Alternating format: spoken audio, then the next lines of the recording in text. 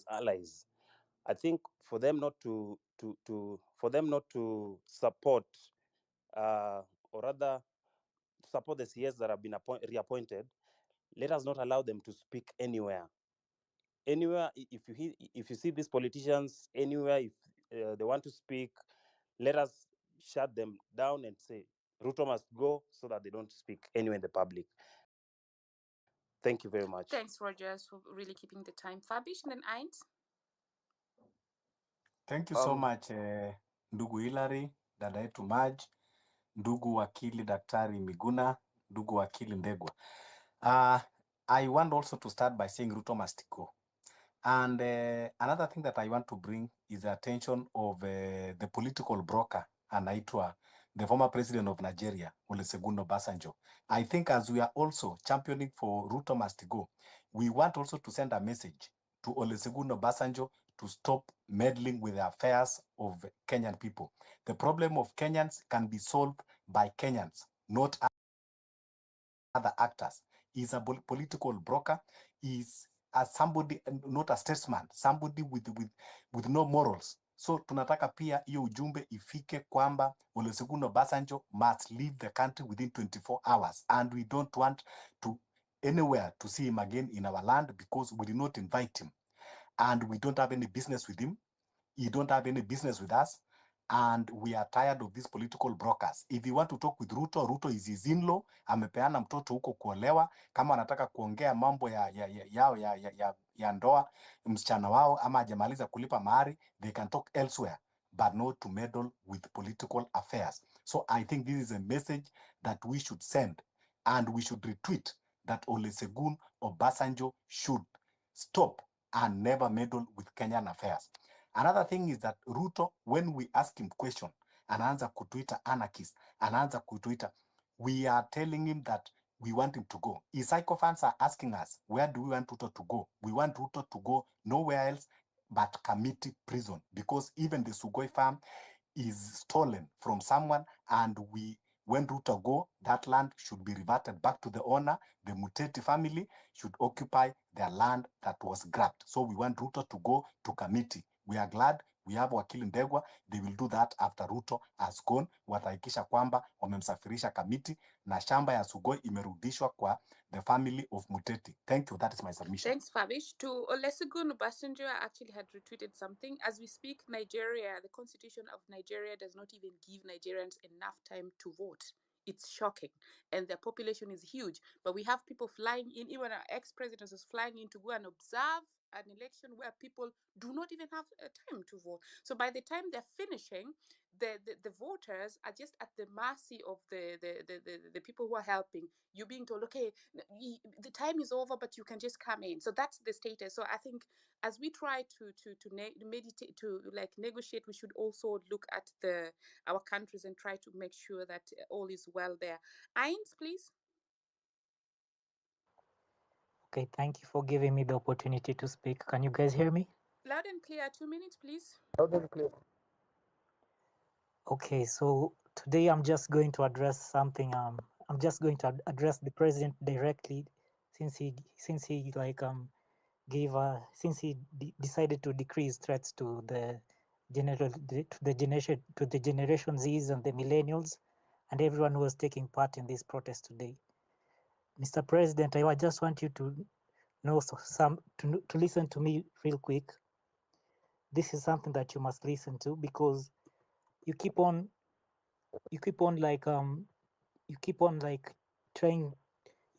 trying to like hide yourself as a religious man, and like you keep on trying to take cover under the guise of the church, which is a very corrupt.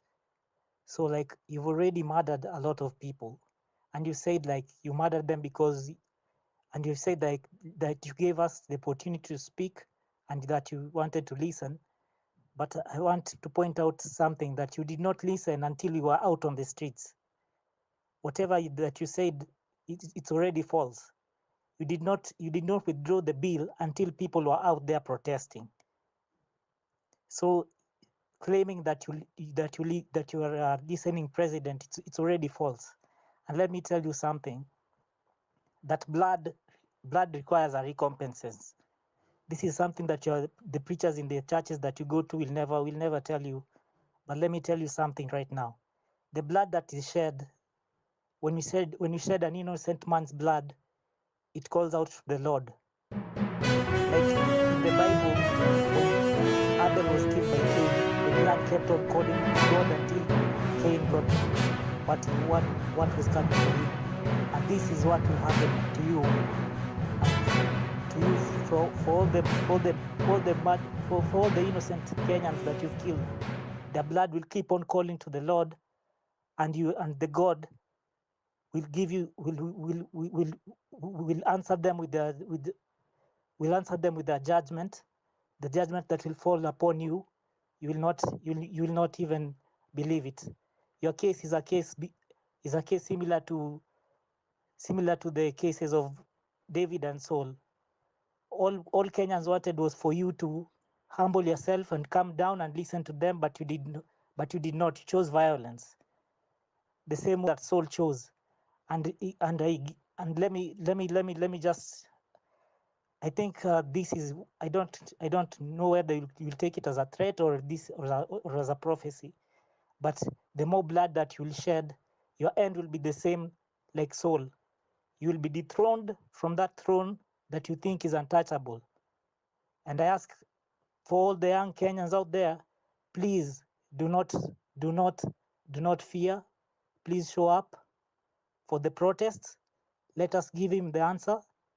Let us show him that we are all united and we are not relenting. Thank you. Thank you so much, Aint. Yeah.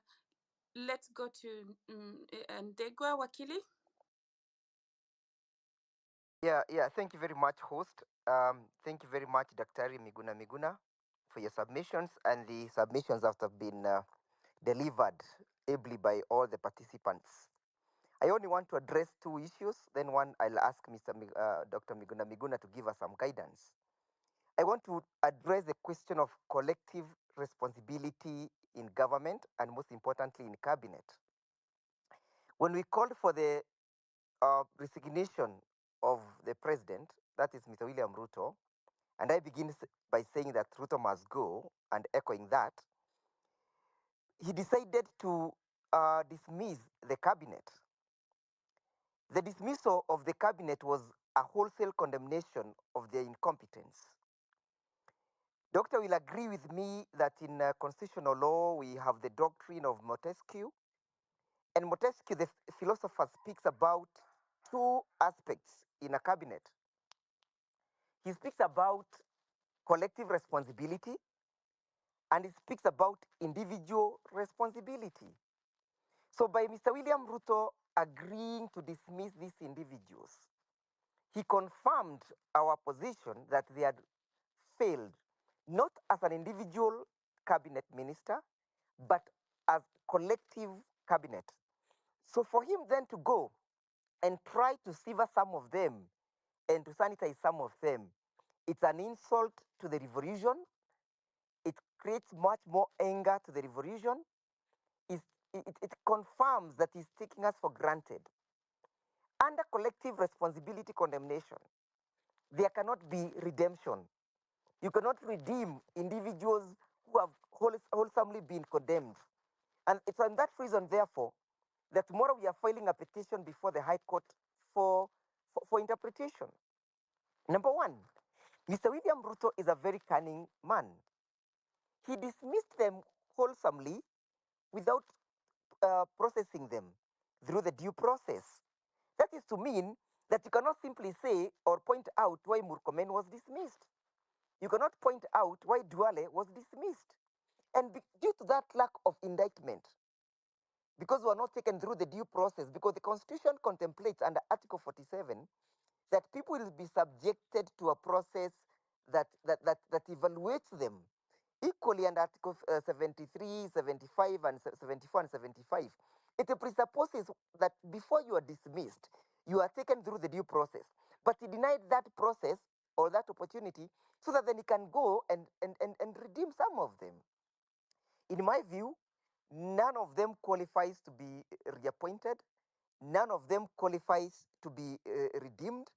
None of them qualifies to be recycled. On the other aspect, I would wish to ask Daktari to guide us. I have seen in other struggles, for example, the ANC struggle in South Africa, the ZANU PF struggle in Zimbabwe, the struggle that was in Namibia. I have seen them, and we can give many examples. Even the NRA struggle in Uganda, or SPLM struggle in Southern Sudan.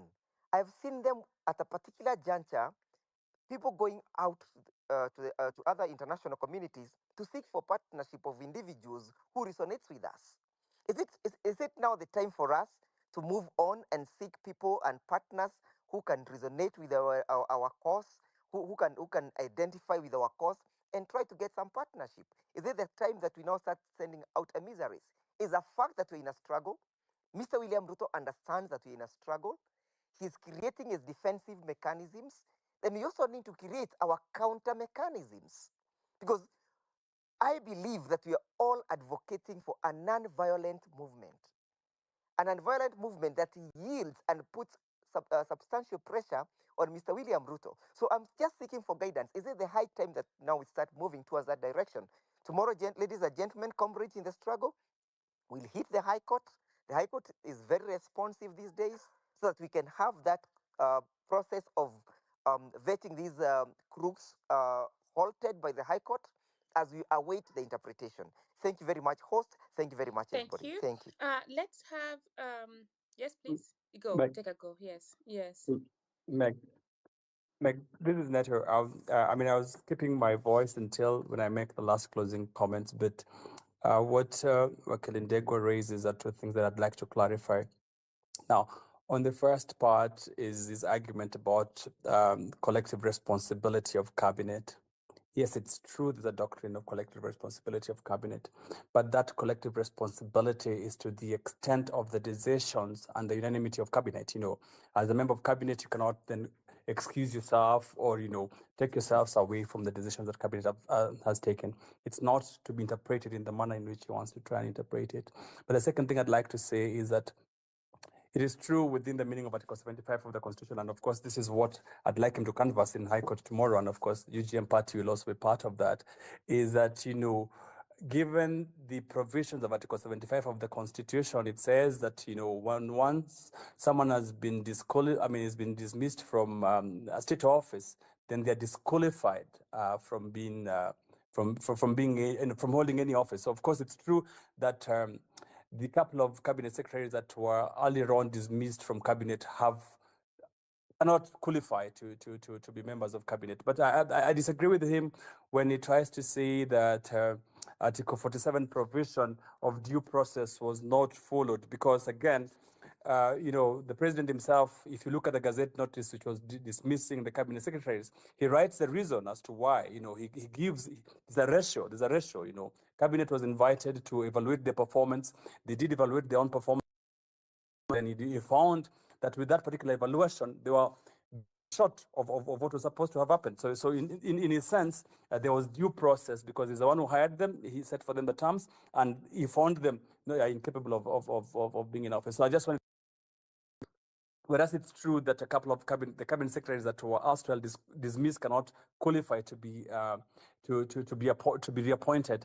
That is also a separate and distinct argument from the doctrine of collective responsibility. So that does not mix the fact that, you know, half the cabinet was brought back was because of the doctrine of collective responsibility. Thanks much. Thanks. Do you want to peg your closing remarks, or was that all, Neto? I'm happy to make a couple of closing remarks. Therefore, then, so I was going to speak three things in closing. Of course, I agree with the Fabish when he says that Olusegun Obasanjo should be paid his balance of the bride price. Then he leaves Kenya alone, so that, you know, at least Kenya then becomes a republic that is autonomous. But number one, from the comments that we've seen from the president today and with his actions on Friday, it is definite that we are dealing with a captured president.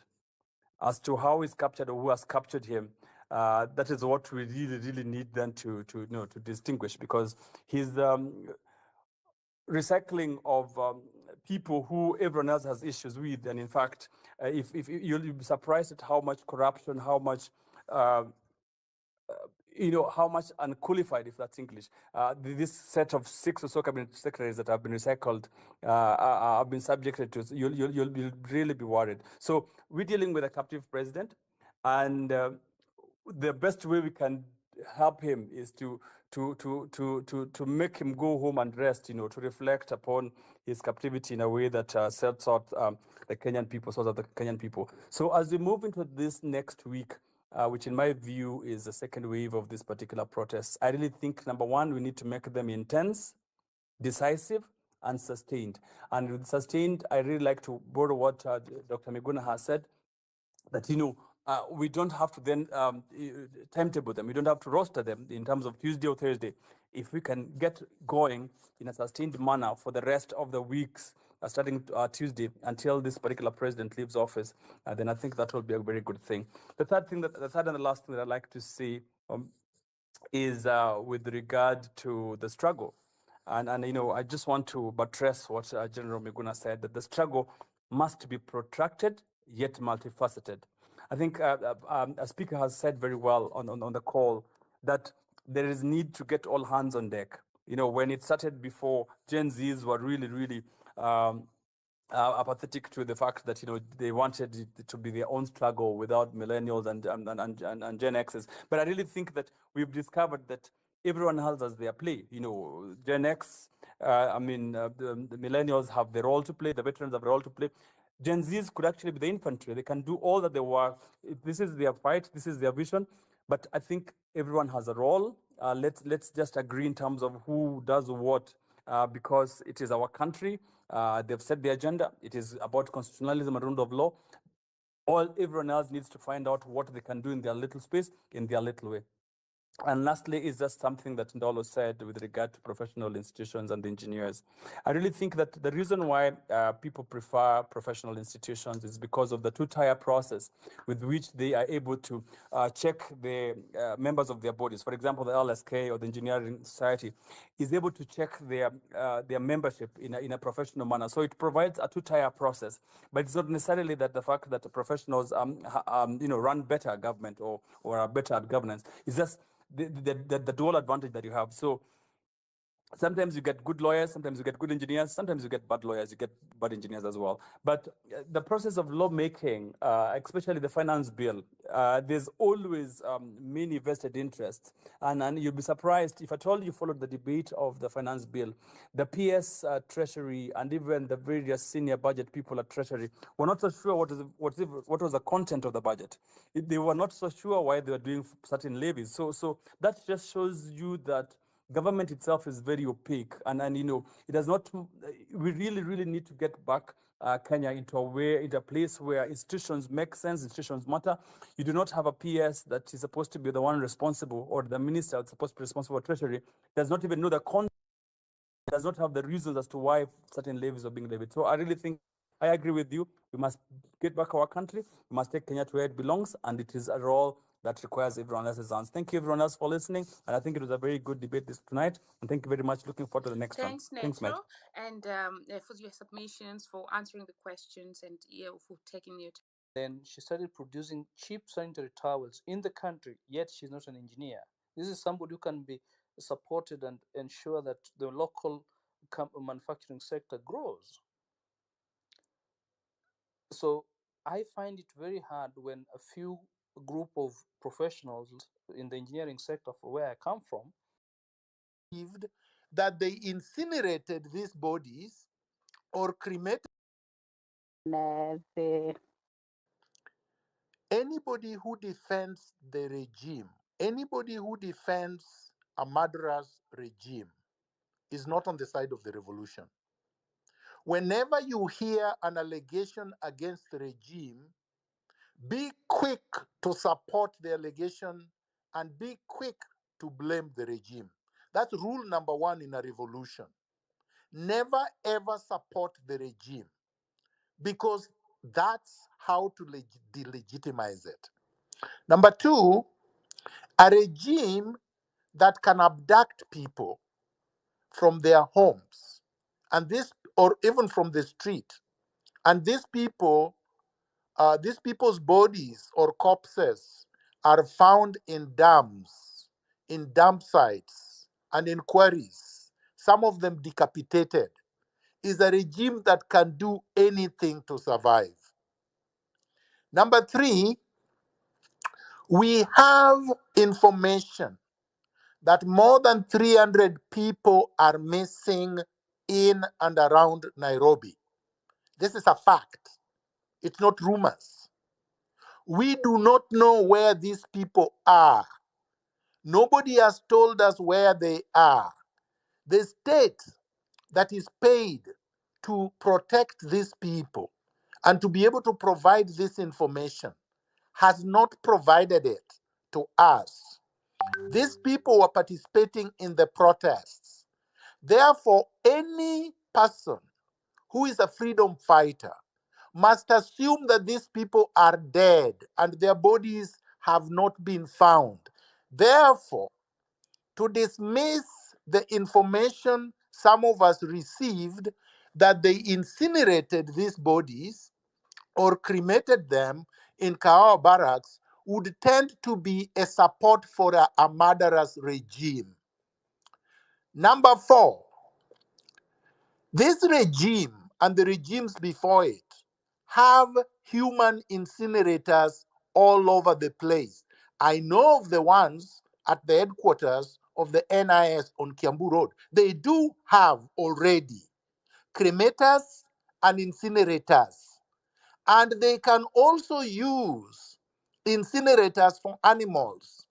If many of you have a clear recollection, you will remember the man who died in Ruiru at a factory, who burned to death, and they could not even find his teeth. They do have the ability to disappear you and incinerate you, or burn you, or cremate you.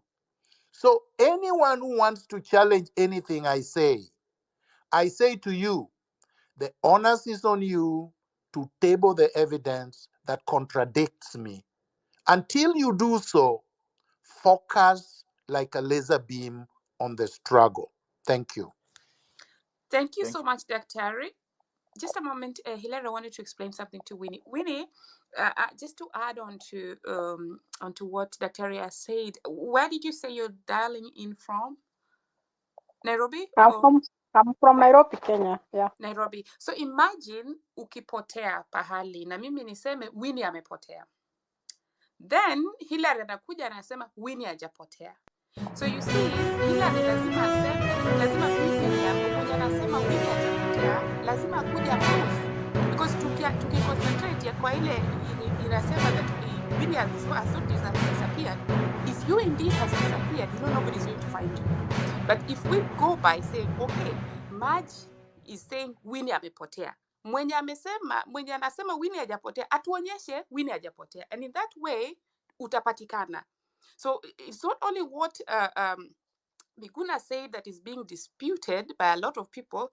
This is propaganda that's going on. So you find that one person says A, instead of people coming to really table evidence against it, they just say the person is lying.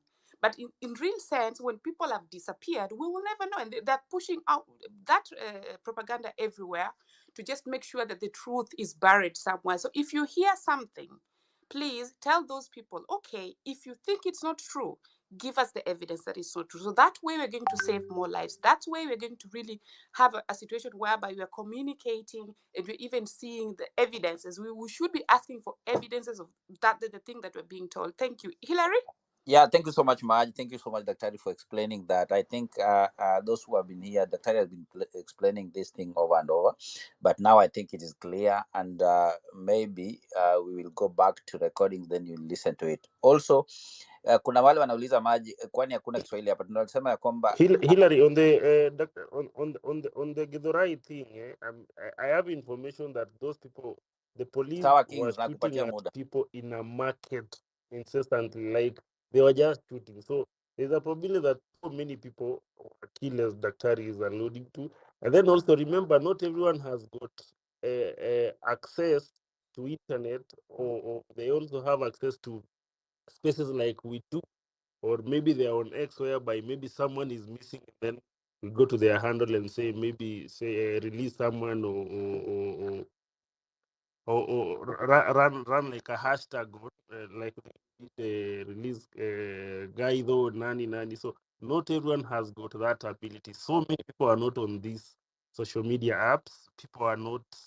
They cannot. The best they can do is go to the police station, and you could see the police station saying, like the other day, they said the guy that was murdered outside Parliament. I think the records at City Mortuary, they were saying like he died from mob justice. So we can really not trust whatever this government is telling us until they prove otherwise. They come with that information that Dr. is talking about, and then they say that, well, this is the evidence we have. These people that are saying have been maybe cremated, no, they are not, and then they are alive and they are here where they are.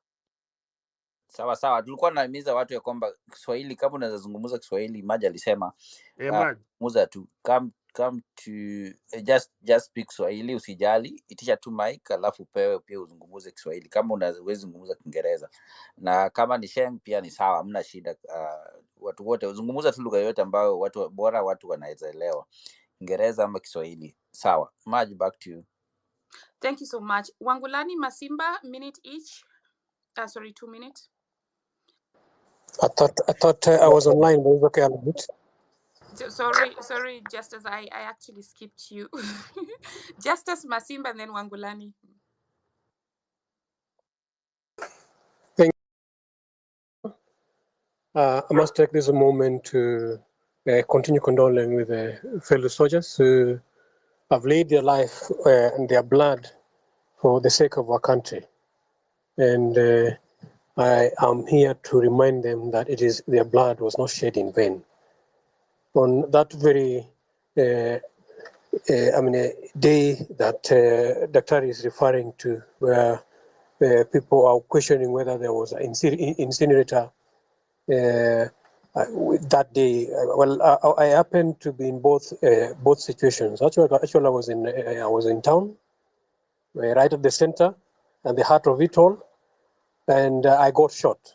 I was shot 3 times. I've healed now, and on my way back, I was also moving that evening to Kawa Sukari, which is a long, thicker road. No vehicles were moving. The vehicles which could move were up to Roysambu because Githurai was a chock-a-block. No vehicle could pass. So I jumped off the lift I was having and took a motorbike. And I can attest to you, what that even the motorbikes who had the bravery and courage to ride through Githurai that day, whatever that guy did, even me, I was like, that was out of this world. He rode through it. The live bullets were bursting through our ears as we were passing. Lucky enough, they did not catch me. That would have been my second scenario. But the things we observed as we were passing through, that's not a country you can imagine. And the death that came out of it, because this guy is killed and they pick in the ambulances and run away with them. And my first stop, because I was supposed to stop at Aga Khan TRM, they'd closed. So next stop, I stopped at Rehema. That's where I got treated of my injuries. And we had so many cases of people who had been shot from Githurai. Check, go and visit those hospitals that day. Look at their recording, including fatality. And those who died who had gone to KU referral. So when this guy turn around and say that it was only probably one and all these things, is an insult to our intelligence. And that was just my personal experience. I had experienced brains being blown off in the road next to Parliament. I'd seen several deaths that very day before occupation of Parliament. We were right at the center of these things, and I've just confirmed that I was a victim, treated as well. So I'm happy that I have healed. That following day, I followed up a number of friends of ours who were affected at Kenyatta National Hospital. And a number of, some of you were with me in the hospital when we visited them. And even today, I would still urge you, if you can visit them, like Ward 6 in Kenyatta has been, specifically, there's a ward that is dedicated to the victims of demonstration. And then when you sit down with these guys, Visit so that you renew your understanding and your indignation, even to engage further. When I visited them, some can't walk, some need wheelchairs, some can't lift their hands. They need strappers to hold their hands. And then they have varying different situations. And the worst of it all was the psychological state they were in. Most of them were wondering whether what they'd engaged in was in vain. And I had to just, again, inspire them and give them hope. And I believe even if you didn't have a hope enough or a reason to come out and bring down this draconian government, uh, visiting those fellas, visiting those brothers and sisters is sufficient reason enough. Yeah. That Please, way, please try to evening, land. yes, that very evening I visited the morgue as well. In Kenyatta alone, they registered that Thursday, the Thursday we're talking about incineration. They'd registered 11 live bullet shots. There were already 3 recorded fatalities. Others were in critical situations. Yeah, so these guys can't just run away and deceive and spread lies the way they're continuing. Just to land, would call out comrades again. It's another day, it's another season, and it's another time. That is Tuesday next week.